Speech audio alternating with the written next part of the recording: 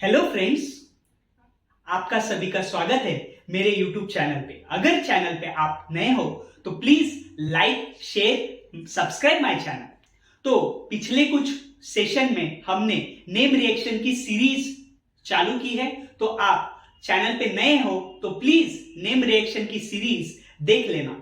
अब मैं स्टार्ट करने जा रहा हूं मेरे चैनल पे एक नई सीरीज जो कि रहेगी क्लेडन बुक सीरीज, जिसमें हम डिटेल में with in a short period of time हम कवर करेंगे ऑल क्लेडन बुक चैप्टर्स और स्टार्ट करेंगे चैप्टर नंबर 5 से, क्योंकि पहले जो 4 चैप्टर्स है उसमें स्पेक्ट्रोस्कोपी कवर की गई है। स्पेक्ट्रोस्कोपी में अलग से आपको वीडियो बना के एक सीरीज डाल दूंगा, बट जो मेन ऑर्गेनिक केमिस्ट्री है वो स्टार्ट होती है चैप्टर नंबर 5 ऑर्गेनिक रिएक्शन से।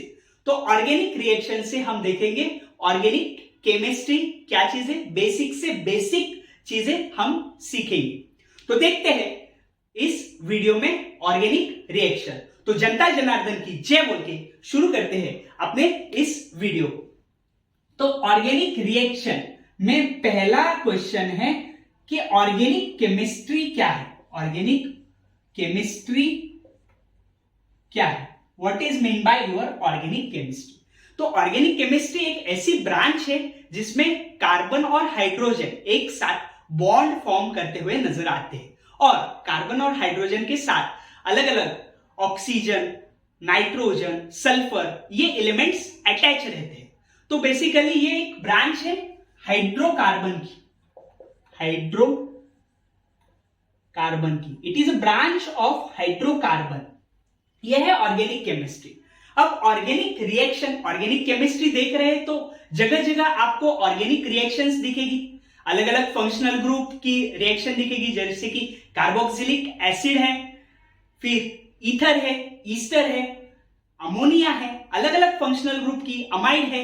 इन चीजों की हमें रिएक्शंस के बारे में स्टडी करना है ऑर्गेनिक केमिस्ट्री के अंदर। अलग अलग रिएजेंट्स यूज करके हम स्टडी करेंगे ऑर्गेनिक केमिस्ट्री की।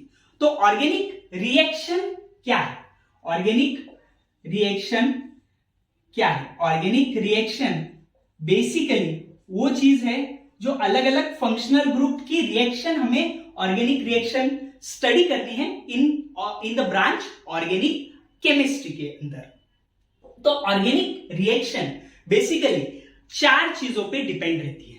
पहली चीज जो रहती है तुम्हारी, फर्स्ट चीज जो है structure of molecule, structure of molecule, structure of molecule. तो पहली इंपॉर्टेंट चीज है स्ट्रक्चर ऑफ मॉलिक्यूल। अगर आपको कोई भी कंपाउंड का स्ट्रक्चर पता होगा तो आप ऑर्गेनिक रिएक्शन आसानी से, ऑर्गेनिक रिएक्शन मैकेनिज्म कर सकते हो, ऑर्गेनिक रिएक्शन मैकेनिज्म कर सकते हो। अगर आपको स्ट्रक्चर पता होगा तो आपको कोई भी दिक्कत नहीं आएगी। सबसे बेसिक थिंग है कि हमें स्ट्रक्चर ऑफ मॉलिक्यूल आना चाहिए, स्ट्रक्चर ऑफ मॉलिक्यूल आना चाहिए। सेकेंड इंपॉर्टेंट थिंग है ओरिएंटेशन, ओरिएंटेशन। अब ये ओरिएंटेशन बहुत ज्यादा इंपॉर्टेंट है, it's a very very important in organic chemistry. ये ओरिएंटेशन क्यों इंपॉर्टेंट है? इस पे डिपेंड करती है तुम्हारी स्टीरियो केमिस्ट्री, कि स्टीरियो केमिस्ट्री अप रहेगी, स्टीरियो केमिस्ट्री डाउन रहेगी। ओरिएंटेशन पे डिपेंड करती है तुम्हारी स्टीरियो केमिस्ट्री, स्टीरियो केमिस्ट्री जिसमें बहुत सारे क्वेश्चंस पूछे जाते हैं कॉम्पिटिटिव एग्जाम में, स्टीरियो केमिस्ट्री। तो ये सेकेंड इंपॉर्टेंट चीज है ओरिएंटेशन ऑफ मॉलिक्यूल। और तीसरी इंपॉर्टेंट चीज है activation energy, activation energy, activation energy. क्योंकि जो रिएक्शन कैरिड आउट करनी है तो उसको कुछ एनर्जी तो देनी पड़ेगी, बिना एनर्जी की तो रिएक्शन कैरी आउट नहीं होगी। तो कुछ अमाउंट ऑफ एनर्जी उसको देके रिएक्शन को कैरी आउट करते हैं, और उस चीज को कहते हैं एक्टिवेशन एनर्जी। कुछ तो रिएक्शन देंगे, हीटिंग कंडीशन देंगे, या फिर कुछ फोटोकेमिकल या फिर करंट पास करेंगे। ऐसा कुछ हमें मॉलिक्यूल्स को एक्टिवेट करना है ताकि ये रिएक्शन हो पाए। तो वो चीज है एक्टिवेशन एनर्जी। Activation energy. और फोर्थ इंपॉर्टेंट थिंग इज, मतलब जो फोर्थ इंपॉर्टेंट थिंग है एक्टिवेशन एनर्जी के अलावा बहुत इंपॉर्टेंट चीज है इलेक्ट्रोफाइल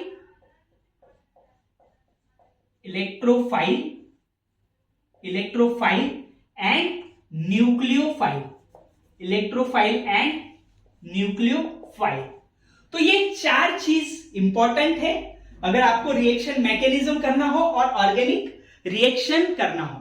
ये चार चीजें इंपॉर्टेंट है। First thing, structure of molecule क्या है, ओरिएंटेशन क्या है मॉलिक्यूल का, और एक्टिवेशन एनर्जी क्या है, और फोर्थ चीज हमें पता होना चाहिए कि मॉलिक्यूल के अंदर कौन बिहेव कर रहा है एज अ इलेक्ट्रोफाइल और कौन बिहेव कर रहा है एज अ न्यूक्लियोफाइल। तो ये चार चीजें इंपॉर्टेंट है इन ऑर्गेनिक रिएक्शन। तो ऑर्गेनिक रिएक्शन कैसे कैरिड आउट होती है, वह कौन से पाथवे थ्रू कैरिड आउट होते हैं, देखते हैं bye comparison. Inorganic versus organic reaction mechanism. अब इनऑर्गेनिक जो रिएक्शन मैकेनिज्म है वो मैक्सिमम आयोनिक, मतलब कोई पॉजिटिव या फिर नेगेटिव चार्ज मॉलिक्यूल्स रहेंगे in case of your inorganic compounds. Mechanism carry out होगा मैक्सिमम 90% केस ये कैरिड आउट होगा आयनिक मेथड थ्रू, जिसमें मॉलिक्यूल्स पे पॉजिटिव या फिर नेगेटिव चार्ज होगा। अब ऑर्गेनिक रिएक्शन मैकेनिज्म के लिए इंपॉर्टेंट चीज है, पहली इंपॉर्टेंट चीज है कि मॉलिक्यूल के अंदर होना चाहिए डायपोल, और एक तुम्हारा होना चाहिए चार्ज्ड मॉलिक्यूल जिसपे कोई चार्ज हो, नेगेटिव चार्ज या फिर positive charge. For example NaOH। अब OH पे नेगेटिव चार्ज और सोडियम पे पॉजिटिव चार्ज। और डायपोल का एग्जांपल ले लेते हैं एसीटोन।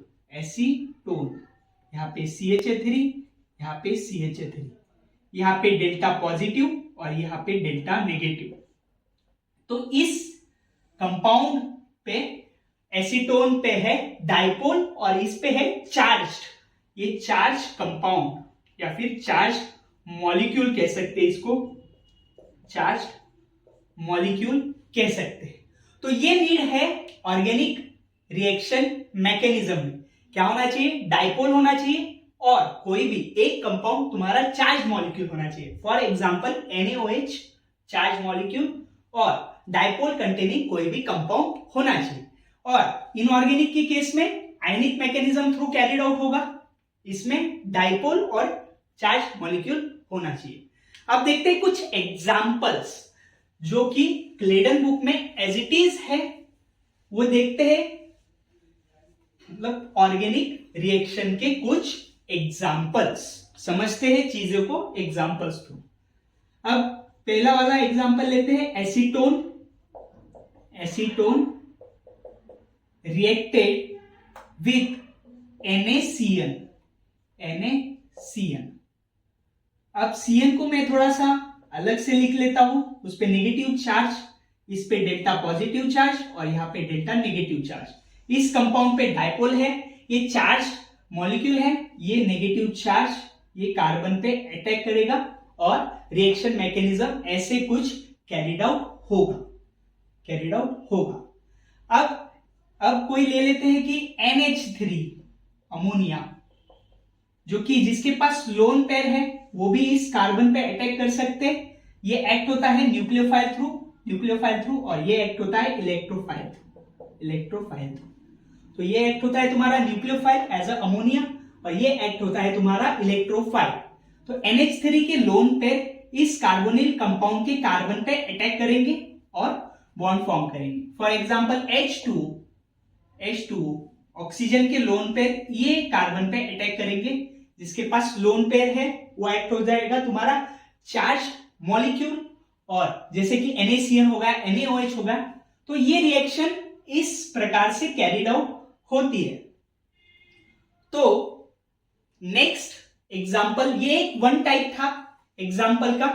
अब दूसरा टाइप देखते हैं जिसपे कोई चार्ज नहीं होगा, जो सेकेंड कंपाउंड है उस पे कोई चार्ज नहीं होगा। वो क्रिएट करेगा चार्ज अपने ऊपर। फॉर एग्जाम्पल अब देखते दूसरा वाला एग्जाम्पल, एसीटोन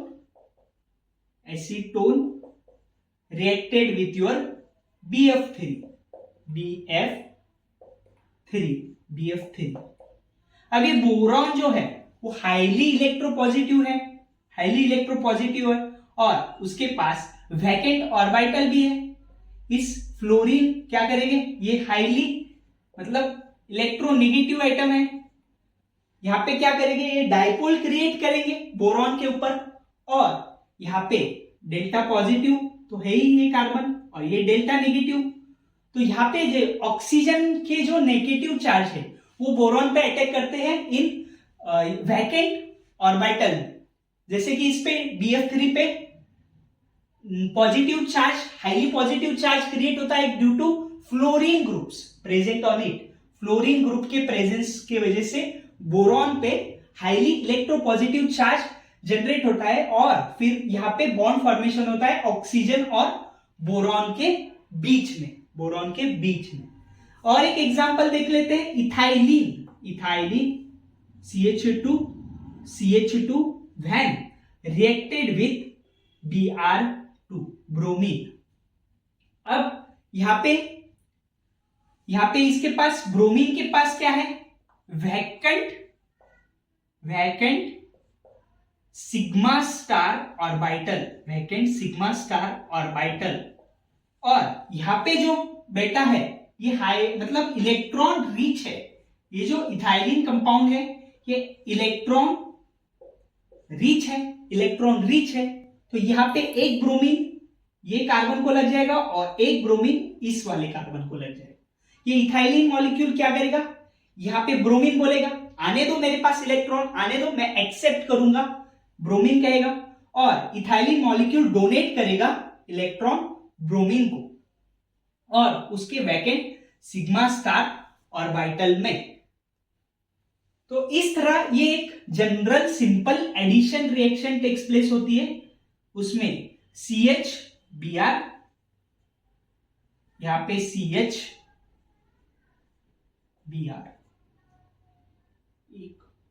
CH2Br, यहां पे डबल बॉन्ड क्लीव होता है और just addition type of reaction takes place between your ethylene and bromine. तो ये एक जनरल एडिशन रिएक्शन है। ऑर्गेनिक रिएक्शन में जो इलेक्ट्रॉन का फ्लो रहता है वो काफी इंपॉर्टेंट रहता है। इलेक्ट्रॉन का फ्लो डिफाइन करता है कि तुम्हारी रिएक्शन मैकेनिज्म कैसा होगा। इलेक्ट्रॉन का फ्लो कैसा रहता है, जनरली इलेक्ट्रॉन का फ्लो कैसा रहता है, इलेक्ट्रॉन फ्लो कैसा रहेगा, इलेक्ट्रॉन फ्लो जो इलेक्ट्रॉन डोनर रहता है, इलेक्ट्रॉन डोनर क्या रहता है, इलेक्ट्रॉन डोनर और इलेक्ट्रॉन एक्सेप्टर। तो डोनर से इलेक्ट्रॉन एक्सेप्टर की तरह जो इलेक्ट्रॉन का मूवमेंट है, एक्सेप्टर जो जनरली इलेक्ट्रॉन डोनर का फ्लो रहेगा तुम्हारा इलेक्ट्रॉन एक्सेप्टर का, तो ये कहलाएगा इलेक्ट्रॉन जो डोनर है उसे कहेंगे हम न्यूक्लियोफाइल, और जो इलेक्ट्रॉन एक्सेप्टर है उसे कहेंगे हम इलेक्ट्रोफाइल।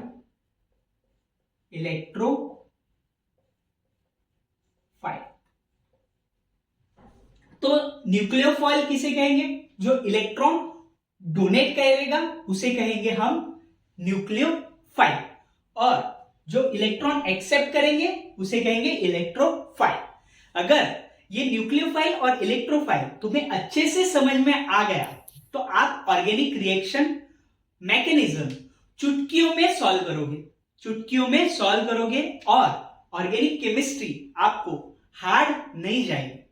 तो इसीलिए आपको बेसिक सी चीज, ये दोनों चीजें आनी बहुत जरूरी है, इलेक्ट्रोफाइल और न्यूक्लियोफाइल और इलेक्ट्रोफाइल आपको आना बहुत जरूरी है। तो हमारे फर्स्ट सेशन में, क्लेडन के सीरीज के सेशन में मैं स्टॉप करने जा रहा हूं इलेक्ट्रोफाइल और न्यूक्लियोफाइल पे। आगे के वीडियो में हम डिटेल में स्टडी करेंगे इलेक्ट्रोफाइल और न्यूक्लियोफाइल के बारे में और देखेंगे कि ऑर्गेनिक रिएक्शन कैसे कैरिड आउट होती है वाया न्यूक्लियोफाइल एंड इलेक्ट्रोफाइल जब एक साथ ऐड होते हैं तो इलेक्ट्रॉन का फ्लो कैसे रहता है, कुछ एग्जांपल्स देखेंगे। आज के इस सेशन में हमने कुछ जनरल रिएक्शंस देखी है, जनरल पॉइंट्स देखे हैं, ऑर्गेनिक रिएक्शन किस चीजों पे डिपेंड रहती है वो 4 इंपॉर्टेंट चीजें देखी है। तो आज का सेशन हम यहीं पे स्टॉप करते हैं। अगर आप चैनल पे नए हो तो please like share subscribe my channel. अगर वीडियो अच्छी लगी होगी तो ज्यादा से ज्यादा लोगों तक ये वीडियो शेयर की जाए ताकि उनकी भी हेल्प हो सके। तो thank you for watching this video. Thank you.